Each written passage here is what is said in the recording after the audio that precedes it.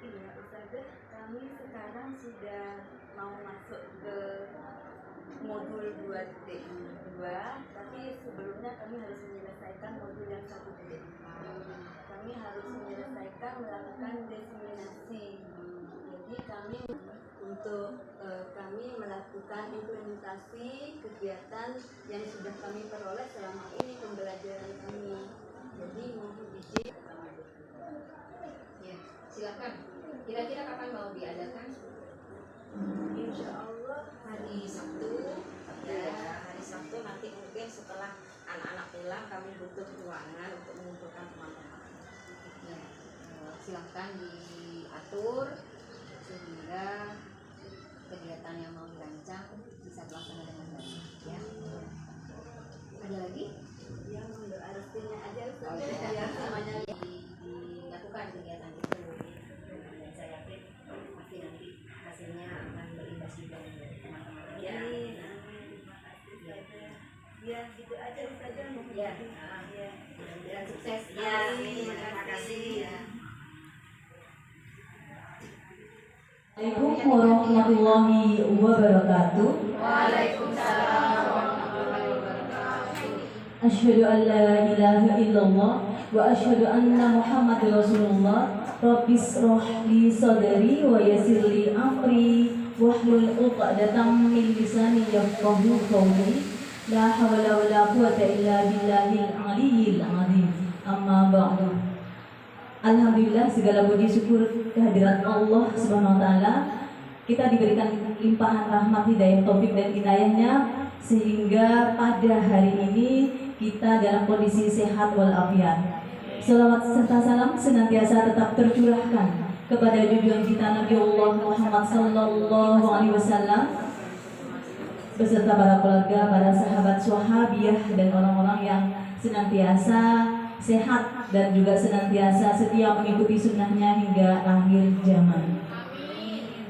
Saya ucapkan terima kasih kepada Bapak Ibu guru yang sudah hadir di sini dan juga kepada yang terhormat narasumber yang sudah hadir pada hari ini, hari Sabtu, tanggal 12 November 2022 dalam acara diseminasi aksi nyata program guru penggerak angkatan 6 Kabupaten Sampang dengan judul Implementasi Budaya Positif di TKIT Nurul Hidayah Sampang. Adapun narasumber di sini adalah dua narasumber. Narasumber yang pertama adalah calon guru penggerak Siti Zulaiha MSI dari TKIT Nurul Hidayah Sampang dan calon guru penggerak Yeri Dwi Wulandari MPD dari TKIT Nurul Hidayah Sampang.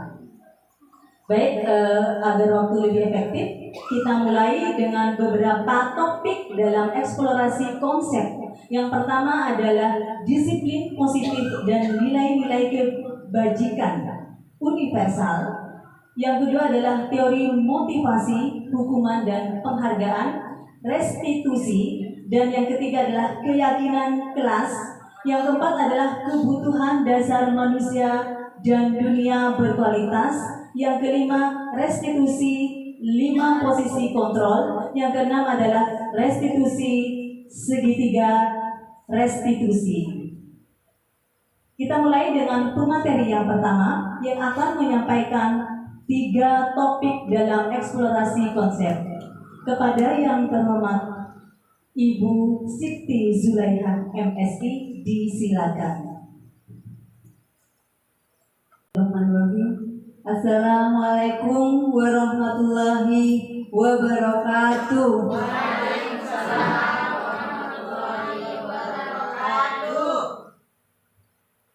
Alhamdulillah, puji syukur kehadirat Allah Subhanahu wa taala karena hari ini saya bisa bersama teman-teman semua untuk menunaikan tugas saya, yaitu adalah tugas diseminasi sebagai pembelajar guru penggerak modul 1.4. Di sini sebelumnya saya ucapkan terima kasih yang sebesar-besarnya kepada teman-teman semua yang sudah mendukung saya, terutama kepada kepala sekolah saya yang sangat memberikan support positif kepada saya, karena kegiatan ini mungkin banyak menyita waktu saya, sehingga banyak kegiatan saya yang sedikit banyak mengganggu aktivitas mengajar saya. Saya adalah calon guru penggerak angkatan 6 kelas 29 atas nama Siti Zulaikha, dengan PP Bapak Muhammad Rasad dan Fasil Bapak Bayu Jailani. Di sini saya akan memulai dengan teori yang pertama adalah disiplin positif. Saya berdiri ya, mohon izin untuk berdiri.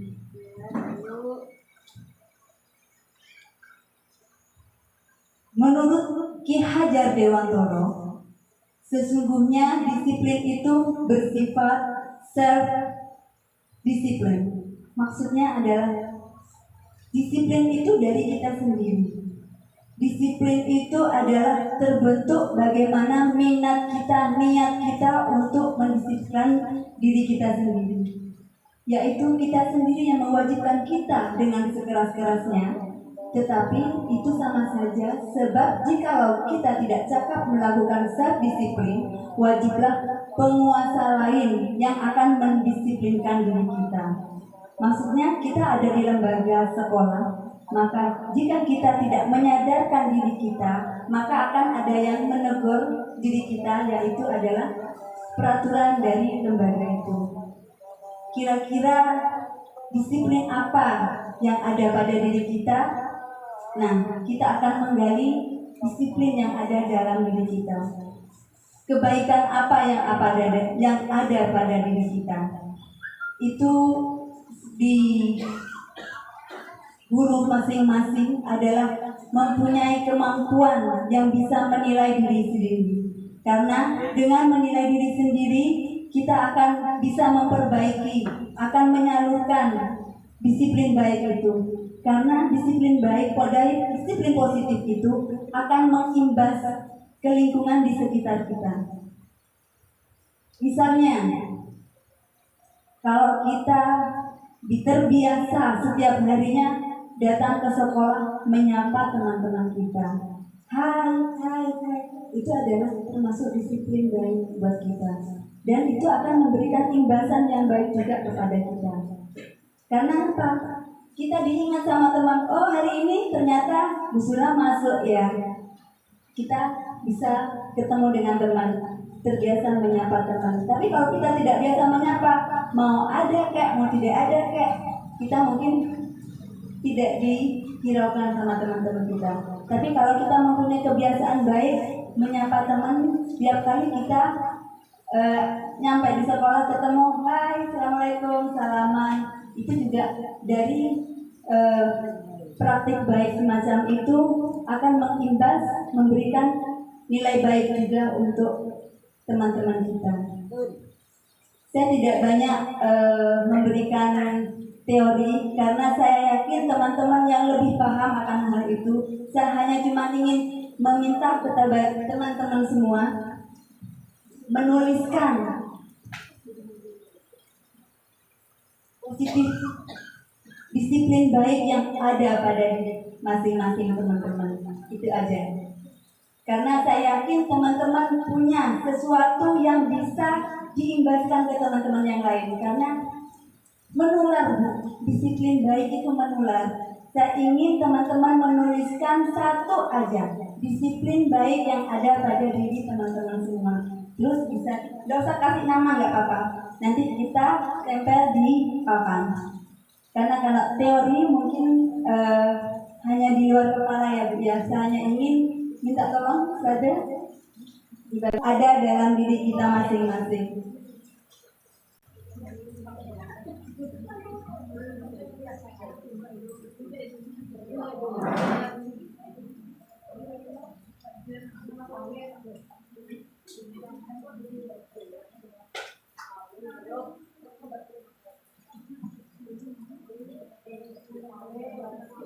Silakan 2 menit ya.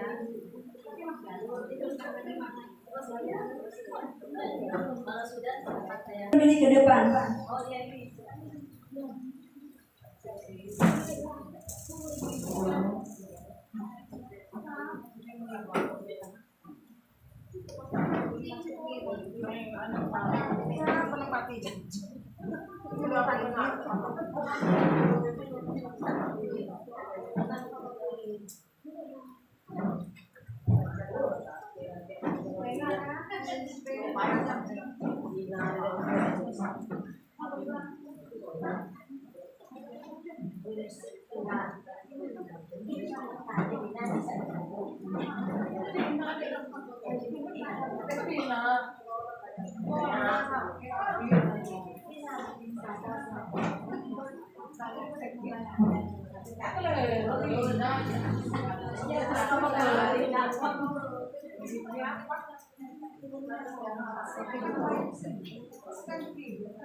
Saya sambil bacakan satu persatu.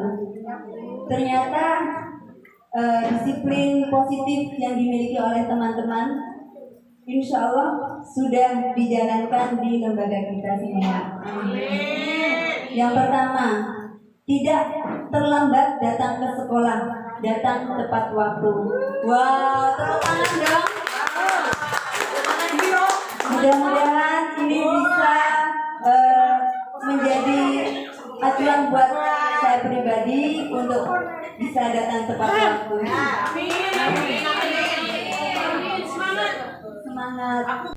Selalu tersenyum. Alhamdulillah. Kembali senyum. Wah. Tapi jangan senyum sendirian ya Ustaz ya. Karena kalau senyum sendirian, kira-kira ini bisa dipraktekkan bersama? Bisa. Alhamdulillah. Kecuali yang lagi sakit gigi ya Ustaz ya. Sakit hati. Saya selalu ceria, humoris. Wow. Yang mana ini ya? Yang mana ini ya? Alhamdulillah. Mudah-mudahan bisa menularkan kebahagiaan buat kita semua. Amin. Datang tepat waktu sama.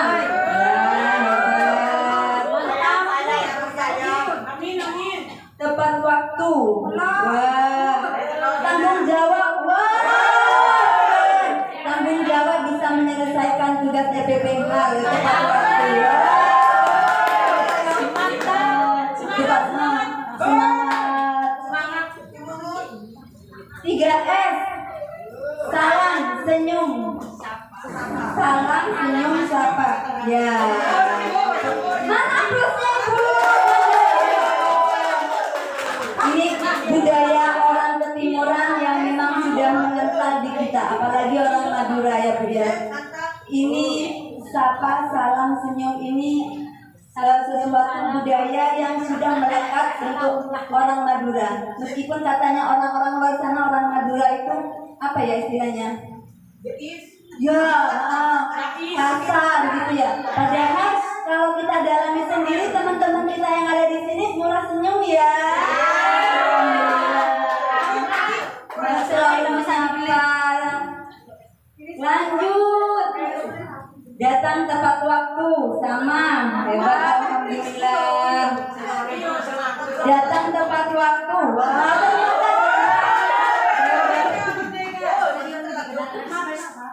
tepat waktu, on time. Wow. Ini beda dari yang lain. Kira-kira apa ya? Ini tulisannya siapa ya? Bisa tebak nggak ya? Menepati janji. Siapa ya? Menepati janji. Ya, udah mulai luntur Bu. Karena kadang janji itu iya, janji padahal di hadis kita adalah janji itu adalah hutang ya. Tapi banyak sekali kira-kira siapa ya? Ya, banyak sekali dari kita semua yang selalu melalaikan janji kita. Ya. Terutama janji kepada Allah jangan sampai kita lupakan. Disiplin waktu. Wow, keren. Kira-kira kalau disiplin waktu itu terlambat ke sekolah, selain terlambat ke sekolah apa lagi ya? Pulang tepat. Betul. Kalau pulang tepat waktu. Iya, termasuk loh. Iya. Pulang tepat waktu berarti disiplin waktu juga. Kenapa? Mengikuti aturan.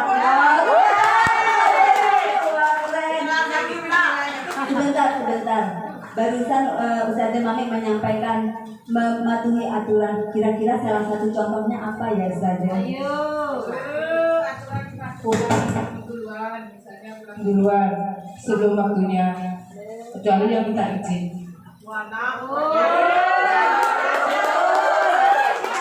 Satu contohnya katanya Ustazah Mami, kita membiasakan diri setiap kita punya atasan, jadi kita membiasakan diri setiap apa yang kita kerjakan. Mungkin pertama izin yang perlu kita minta ke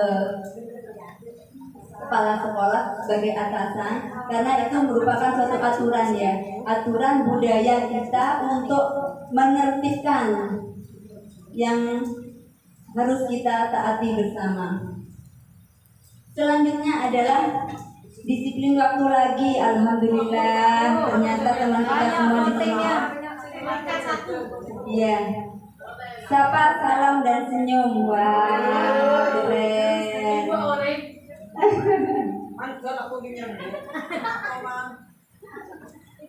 Disiplin datang ke sekolah tepat waktu. Alhamdulillah. Supel, senang berkumpul. Wow. Yang mana ya kira-kira yang dari kita semua? Yang supel, yang senang berkumpul. Mudah-mudahan kumpulnya membawa kebaikan ya. Menambah ilmu untuk kita semua, menambah pengalaman untuk kita semua, karena senang berkumpul ini maknanya banyak. Ya, alhamdulillah mengerjakan tugas sekolah bersama-sama. Wah ya, karena memang perlu Bu, acara berkumpul ini perlu kita lakukan setiap kali. Ya, Yang sering Ustazah. betul. Sharing bisa, mengerjakan tugas bersama bisa, apalagi tugas kita banyak ya. Mudah-mudahan cepat selesai. Amin.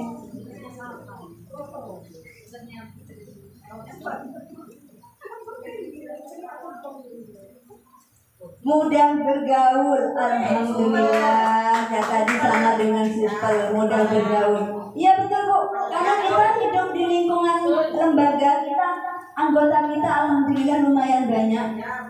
Kita meskipun lembaga TK, tapi personil kita lumayan banyak. Karena kalau kita tidak mudah bergaul, gesekan-gesekan akan mempermudah kita untuk saling ketersinggungan.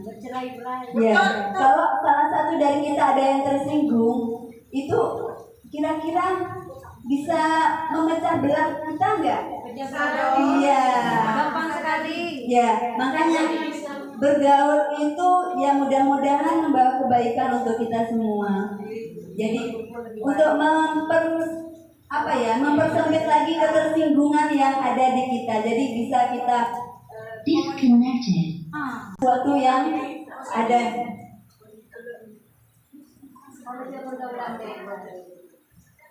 Yang terakhir, wah hebat sekali. Menjadi pendengar yang baik. Hebat, tepuk tangan dong, menjadi pendengar yang baik. Nah, dari sekian banyak budaya positif ini yang teman-teman sampaikan di kertas kuning ini, kira-kira yang bisa diimplementasikan kepada anak didik kita itu apa? Menjadi pendengar yang baik. Silakan Ibu, Ustazah Dian. Mari silakan. Ya. Dari sebanyak budaya positif ini, kira-kira implementasi apa yang bisa dibuat untuk murid-murid kita? yang menurut saya menjadi pendengar yang baik. Kalau kita bicara, murid kita lebih baik diam. Jadi ilmu yang kita ajarkan lebih mudah diserap. Cocok ya Ustazah Dina? Ya itu saja mungkin sudah ya. Terima kasih Ustazah Dian. Mungkin ada yang mau nambahkan? Implementasi apa yang bisa dari sebanyak ini? Implementasi apa yang bisa kita tularkan kepada anak didik kita? Karena utama tugas kita sebagai guru, kita mempunyai budaya positif. Bagaimana cara kita bisa mengimplementasikan kepada anak didik kita? Mungkin Ustazah Fitri bisa memberikan. Terima kasih Ibu Zulaiha atas kesempatannya. Implementasi atau aplikasi aktif yang bisa kita terapkan kepada peserta didik kita tadi yang sudah disampaikan itu adalah salah satunya adalah disiplin waktu.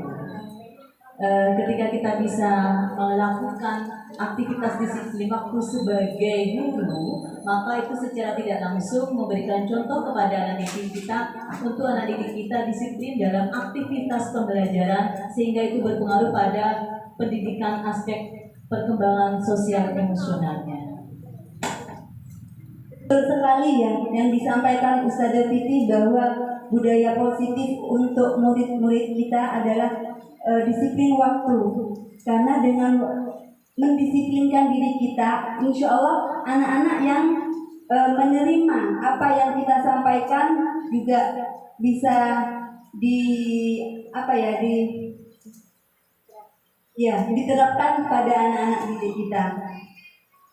Mungkin dari yang lain ada yang mau sharing tentang disiplin kepada anak-anak kita. Mungkin Ustazah Hiro, kepada Ustazah Hiro silakan. Di sini Ustazah Hiro sebagai guru senior. Mari Ustazah Hiro.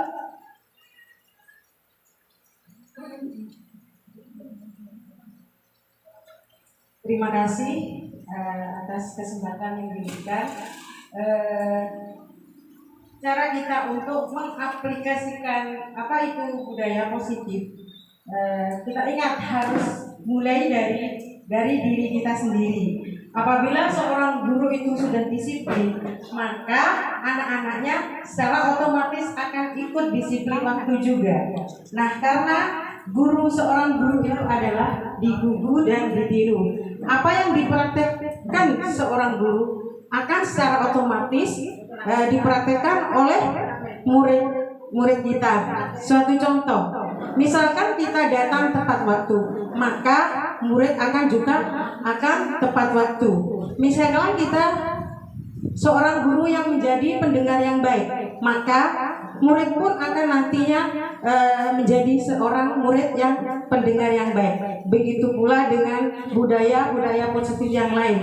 Nah, menurut saya apa yang kita lakukan akan secara otomatis dipraktekkan oleh murid-murid kita. Begitu. Terima kasih. Aplausnya mana? Terima kasih Ustazah Hiro. Ya, ternyata budaya positif itu imbasnya banyak sekali ya Ustazah.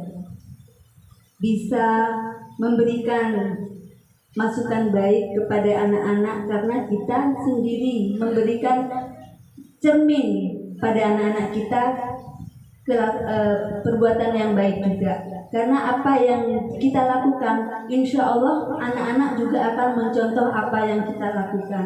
Jadi kalau kita datang sekolah cemberut, mungkin anak-anak juga perasaannya juga melihat ustadznya yang cemberut juga tidak enak hati. Ya, terus kita juga sudah disampaikan tadi datang tepat waktu.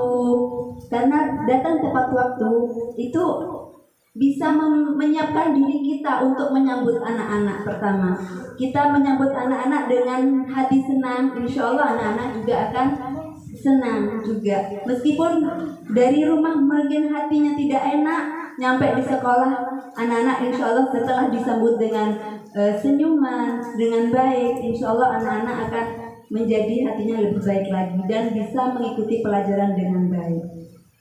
Dari disiplin positif ini saya juga akan memperkenalkan tentang nilai-nilai kebajikan universal.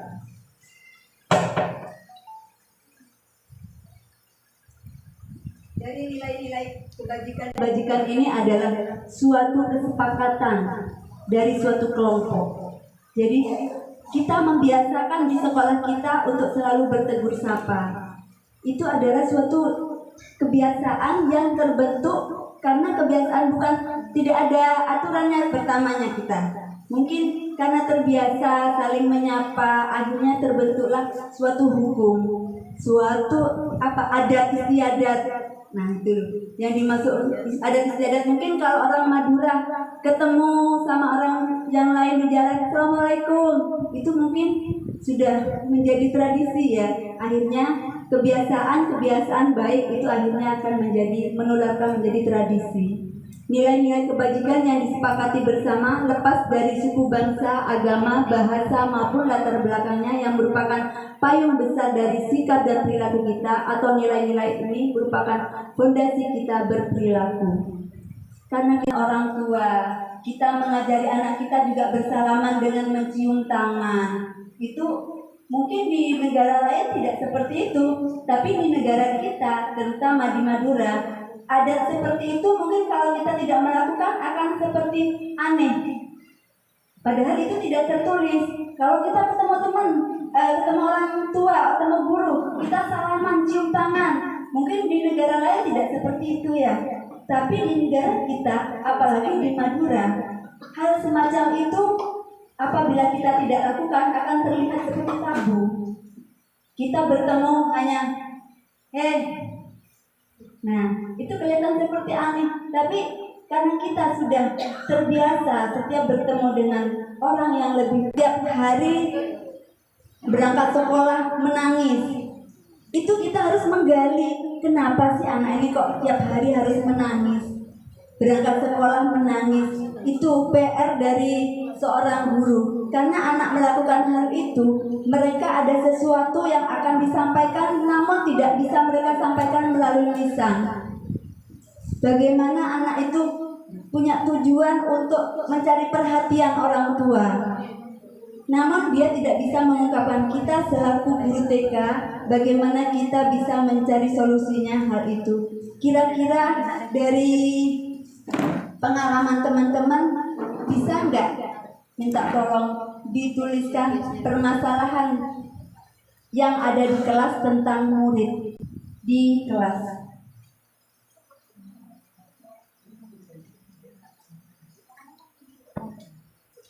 Solusi dari teman-teman silakan ditulis di bawahnya juga, nggak apa-apa. Ustazah, setelah melihat kondisi anak yang melakukan tindakan yang tidak sama dengan teman yang lain,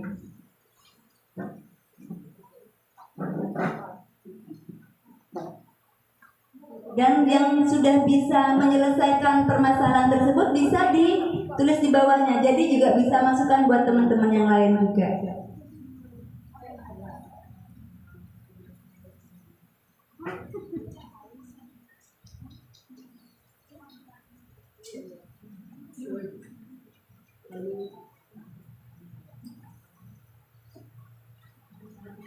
Saya mulai bacakan permasalahan yang ada di kelas. Anak selalu menangis ketika masuk kelas. Apakah ini dilakukan setiap hari? Selalu berarti tiap hari ya? Iya, tapi lama-lama kalau ditinggalkan berarti. Nah, mungkin ada teman yang mau memberikan solusi tentang anak yang setiap kali masuk kelas dia menangis. Kayaknya pengalaman Ustazah Ana ada ya kemarin. Mungkin bisa disampaikan bagaimana Ustazah Ana bisa mengatasi anak yang setiap hari menangis. Apa? Mari silakan.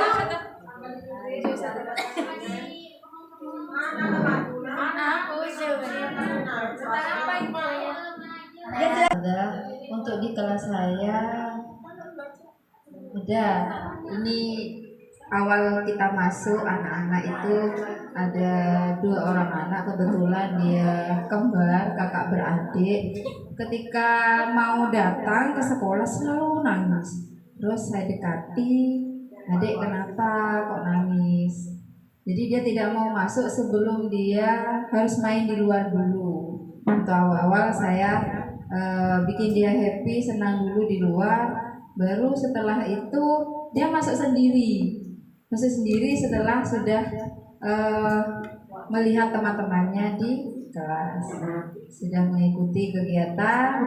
Akhirnya alhamdulillah saya loloskan dia apa keinginannya dulu, sampai sekarang alhamdulillah sudah tidak nangis lagi. Jadi iya, jadi sama saya itu apa keinginannya dulu dikabulkan gitu. Apa maunya anak itu saya tanya gitu, kenapa? Ya rasanya itu harus main di luar dulu. Alhamdulillah malah anaknya sekarang sudah nampak mau mengungkapkan apa yang dia ceritakan, kemudian sudah tampil percaya diri ketika kita mengadakan kegiatan-kegiatan itu, dia selalu semangat. Ya, itu saja pengalaman saya yang ada di kelas. Terima kasih. Tepuk tangan mana? Ya. Itu sebetulnya nanti ada tahapan restitusi yang akan nanti dipaparkan oleh Ustadz Yeri. Tapi sekilas saya juga akan memberikan tanggapan yang diberikan Ustazah Sibah itu adalah budaya budaya positif juga, pembiasaan positif juga yang bisa nanti ditularkan ke teman-teman yang lain. Jadi setiap kali ada anak yang menangis, mungkin kita mencari solusinya seperti itu. Ya. Yang kedua adalah tidak bisa fokus saat penjelasan dari ustadzah. Anak yang tidak bisa fokus. Kira-kira tidak fokusnya ini anak yang tidak mengalami anak ABK ya ustadzah ya. Anak yang normal tapi tidak fokus dalam pembelajaran. Kira-kira siapa yang mau memberikan solusi yang pernah dialami oleh teman yang lain? Ustazah Nurul silakan. Yang kemarin tuh yang nggak fokus Ustazah Nurul. Di insya Allah di setiap kelas itu ada ya mengalami permasalahan seperti ini, tidak fokus pada saat pembelajaran. Jadi setiap kita moving kan ya, setiap minggunya moving. Jadi kebetulan di kelas saya itu sentra persiapan, dan ada di kelas Ustazah Sibah itu 11-12 namanya Asri betul. Itu memang setiap masuk ke kelas itu memang anaknya itu kurang begitu memperhatikan. Terus untuk pembelajaran bisa kegiatan, untuk mengikuti kegiatan di anaknya ini asik main sendiri, tidak mau mengikuti misal kegiatan ini, dia tidak mau. Jadi kalaupun dia mau itu harus ditungguin. Kalau misalnya ditungguin sampai hanya satu orang kan nanti yang lain terbengkalai ya. Jadi sebelum dia ikuti kegiatan yang ini, saya kasih pengaman dulu, sudut pengaman. Oke lah, dia mau main apa terserah dulu, terserah, nanti saya mendampingi temannya yang lain. Kemudian setelah teman yang lain sudah, baru yang ini. Kalau sudah selesai, misalnya dia maunya sudut pengaman main apa, itu sudah selesai saya. Sudah ayo kita ini main ini ya, diajaklah pada kegiatan itu. Jadi kita kasih waktu dulu untuk dia fokusnya mau apa dulu. Tidak langsung kegiatan ini dia harus dikasih itu. Jadi perlu seperti itu untuk yang asli. Terima kasih. Terima kasih. Berarti sama seperti tadi yang dialami oleh teman kita, anak yang tidak mau masuk kelas. Jadi kita baru iming-iming, ya, iming-iming. Nanti itu ada materi juga. Iming-iming memberikan kebebasan, tidak mengikuti aturan yang sudah dibuat oleh ustadzah. Itu masuk ke bagian apa? Itu nanti ada masuk motivasi atau masuk hukuman atau memberikan, nanti kita akan bahas itu juga.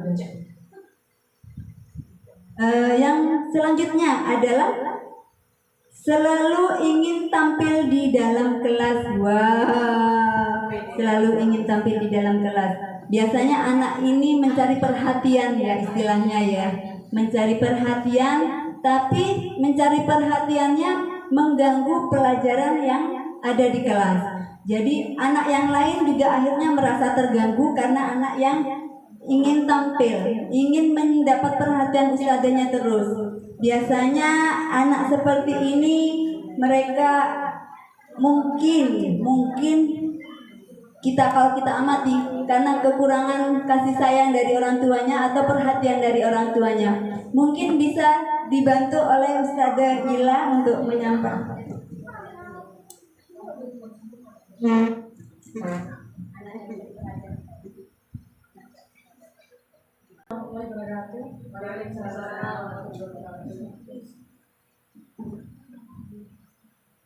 Selalu ingin tampil di dalam kelas. Solusinya itu anak didampingi.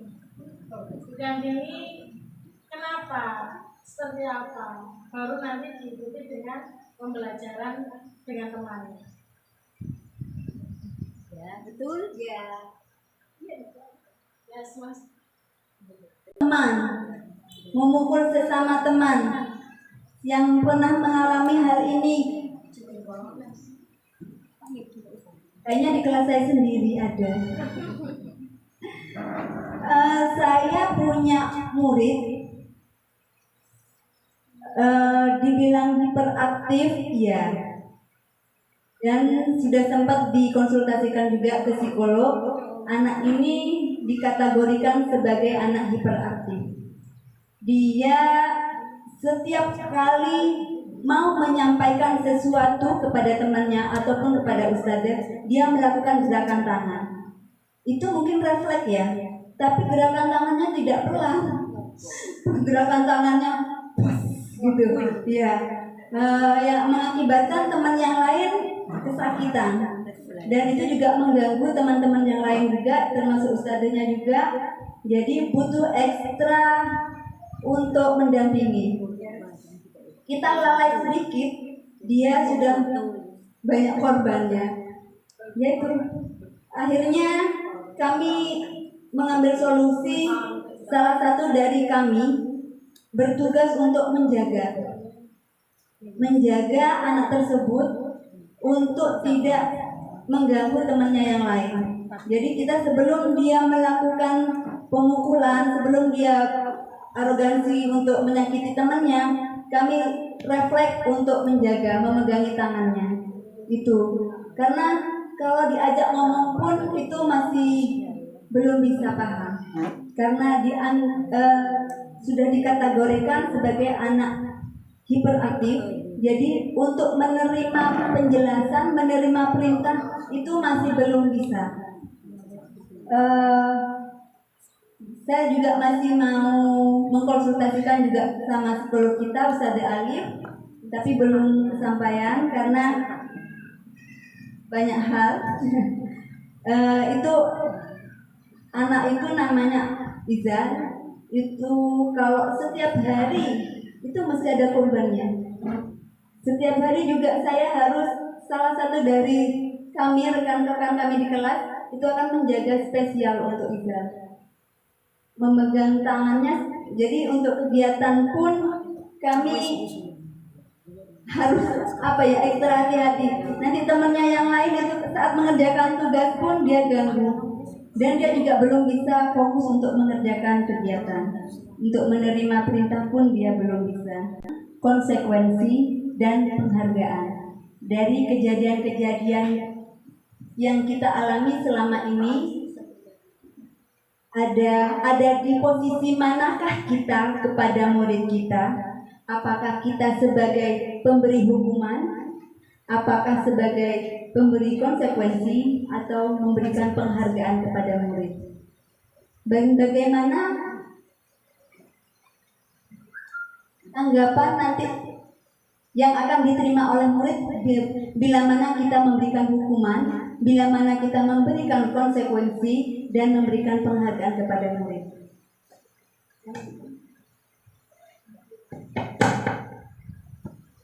motivasi tadi, perilaku manusia, perilaku kita termasuk yang manakah?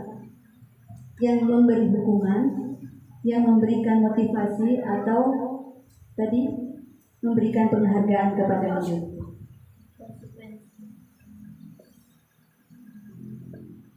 Yang mungkin bisa dijawab, dapat mendisiplinkan anak. Kira-kira setuju nggak? Ada yang setuju, ada yang enggak. Hukuman apa dulu, Ustazah? Ya. Tergantung ya. Tidak semua. Itu adalah memberikan efek jera kepada anak. Itu kalau hukuman. Jadi hukuman itu istilahnya menakut-nakuti anak, jadi anak akan takut. Tidak memberikan motivasi apapun kepada anak, itu disebut hukuman. Kira-kira kalau hukuman untuk mendisiplinkan anak TK kira-kira pantas nggak? Patut nggak? Setujukah? Tidak setuju. Wait. Ya, menurut saya tidak setuju dengan hukuman yang diberikan kepada anak TK, karena dengan hukuman itu anak tidak akan disiplin, cuma anak akan takut aja kalau dihukum kayak gitu, akan merasa takut dihukum. Tapi untuk disiplin kadang-kadang anak kembali lagi melakukan hal tersebut. Yang saya tahu seperti itu. Terima kasih Bu Ipa, mana aplausnya? Setuju ya Bu ya? Setuju sadar ya bahwa hukuman itu sesuatu yang tidak diperkenankan. Maksudnya apa ya? Tidak memberikan efek jera. Jadi percuma kita memberikan hukuman. Misalnya hukuman itu anak-anak disuruh lari lapangan. Kira-kira anak-anak efek ada manfaatnya nggak kira-kira untuk anak lari lapangan? Mengelilingi lapangan tidak ada. Dihukum untuk masuk ke kamar mandi. Jerah. Kira-kira ada efek jerah katanya. Tidak ada efek jerah, tapi tidak memberikan motivasi kepada anak. Ya. Ya betul. Kedua, pemberian hukuman dengan hal positif seperti membaca atau membersihkan halaman sekolah dapat meningkatkan disiplin anak. Kira-kira gimana? Setuju nggak? Menurut Ustazah Vivi silakan.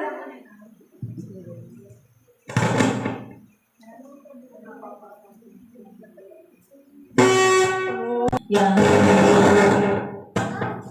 kedisiplinan memang sangat terjadi bagi anak-anak kita di lingkungan sekolah, terutama bagi anak usia dini. Ketika pemberian hukuman dengan hal positif seperti yang dijelaskan, dipaparkan, membaca atau membersihkan halaman sekolah, apakah dapat meningkatkan kedisiplinan pada anak? Ada beberapa kasus anak yang mungkin usianya sudah masuk masa peka, dan di sini ada sebuah hukuman yang bisa meningkatkan atau istilahnya yang bukan menyadarkan ya, akhirnya mereka mengerti apa yang mereka lakukan sehingga itu menjadikan imbas bagi mereka untuk menyadari.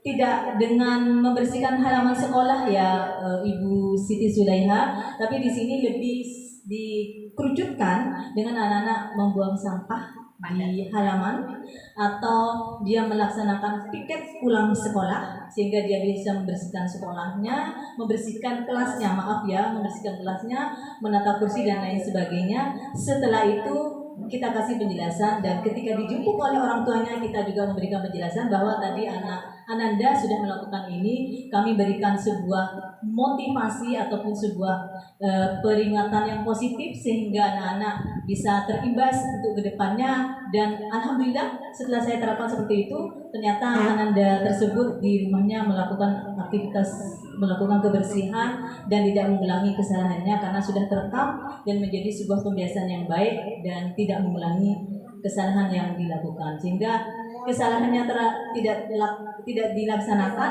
dan ada sebuah positif baru yang sudah diterapkan yang menjadi pembiasaan di sekolah maupun pembiasaan di rumah. Terima kasih Ustazah Fiti, beri aplaus dong. Ya. Begitu ya Ustazah Titi ya. Iya. Yang terakhir adalah memberi penghargaan dapat meningkatkan motivasi belajar anak. Jadi kita mengiming-imingkan hadiah kepada anak. Kira-kira setuju nggak ya? Setuju. Alasannya Ustazah Dian, maju sinilah, ayo.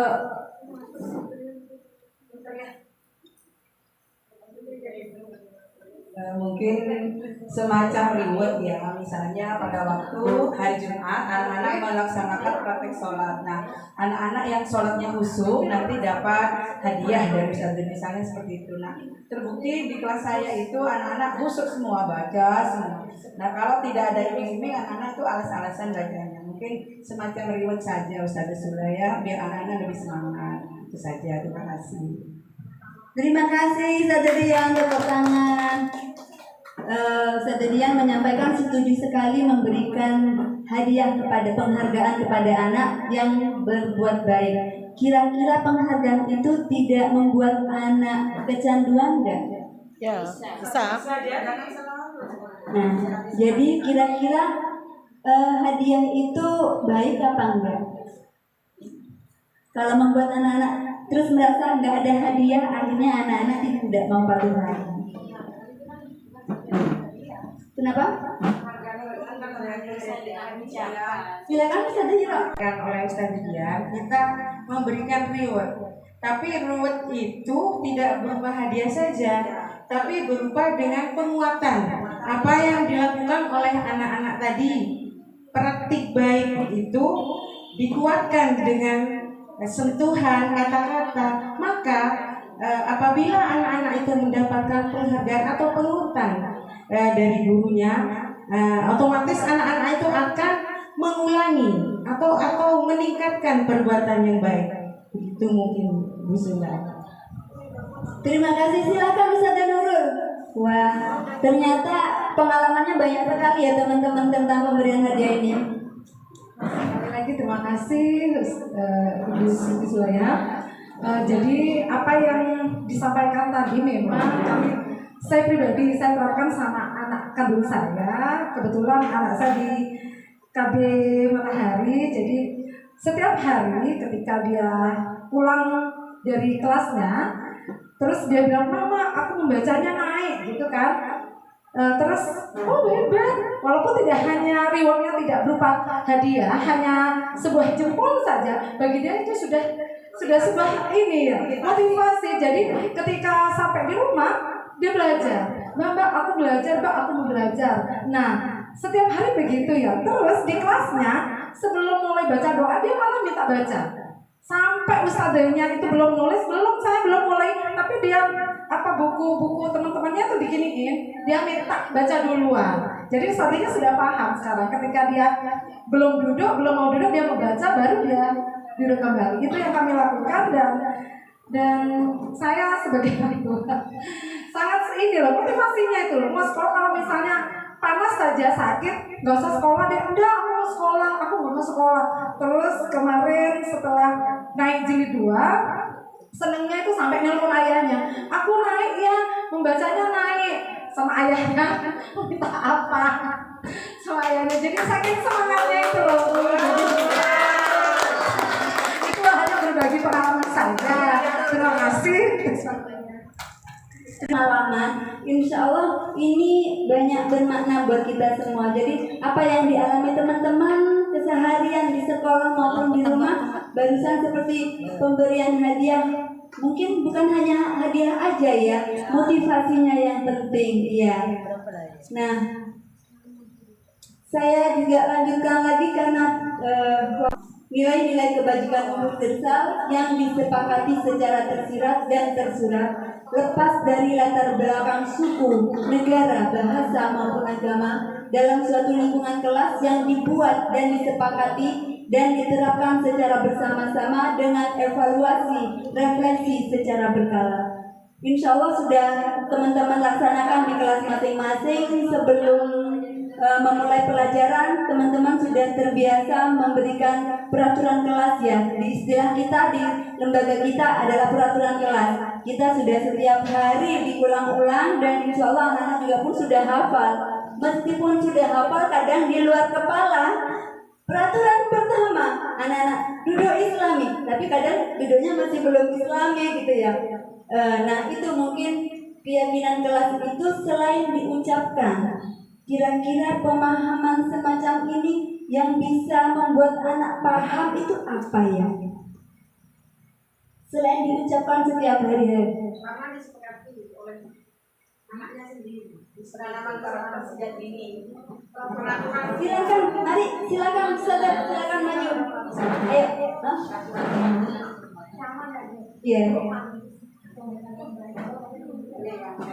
Maju lagi silakan dengan senang hati, kita semuanya seri.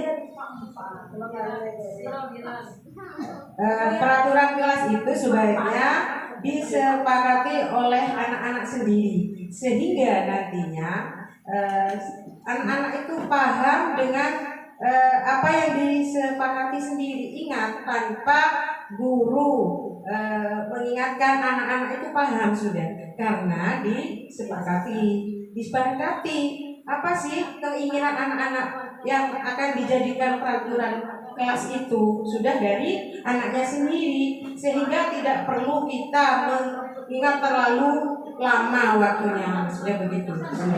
Sehingga anak itu cepat paham karena lahir dari anak itu sendiri, disepakati begitu. Terima kasih. Terima kasih Ustazah Miro. Betul. Mana ya?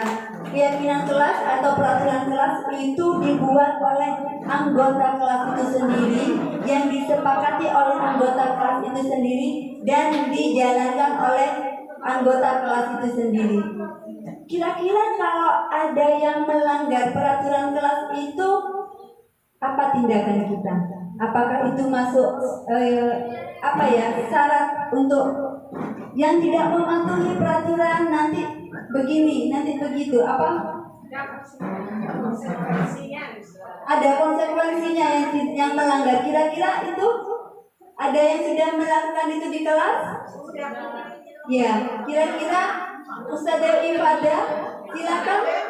Konsekuensi apa bagi anak yang sudah melanggar aturan kelas? Silakan barusan mengaju di depan aja Ustazah.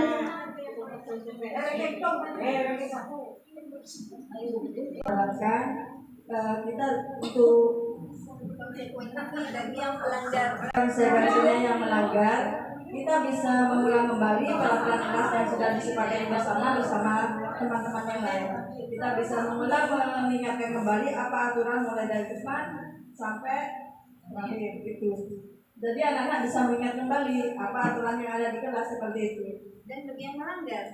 Dan bagi yang melanggar bisa mendapatkan konsekuensi, bisanya dengan membersihkan kelas atau merapikan kursi yang sudah berantakan. Terima kasih. Terima kasih. Ya, konsekuensi itu kadang kita sering bisa berubah menjadi hukuman. Kira-kira dengan kejadian ini bisa ya? Saya punya suatu kejadian yang bisa memilah ini adalah motivasi, ini adalah hukuman. Di sini materinya juga ada. Ya. Nah,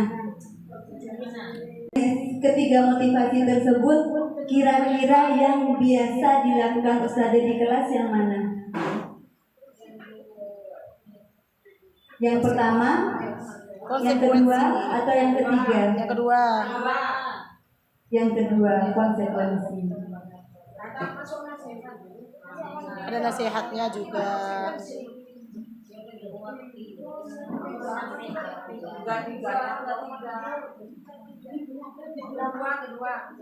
Nah, pilihan yang kedua yang dipilih oleh Ustazah yang biasa kita lakukan di kelas-kelas kita semuanya. Yang kedua. Ya. Oh iya, betul ya. Ya, demikian pemaparan saya dari materi disiplin positif sampai ke keyakinan kelas ini. Nanti selanjutnya akan dilanjutkan oleh Ustadzah Yeri. Kepada Ustadzah Yeri kami persilakan. Assalamualaikum warahmatullahi wabarakatuh.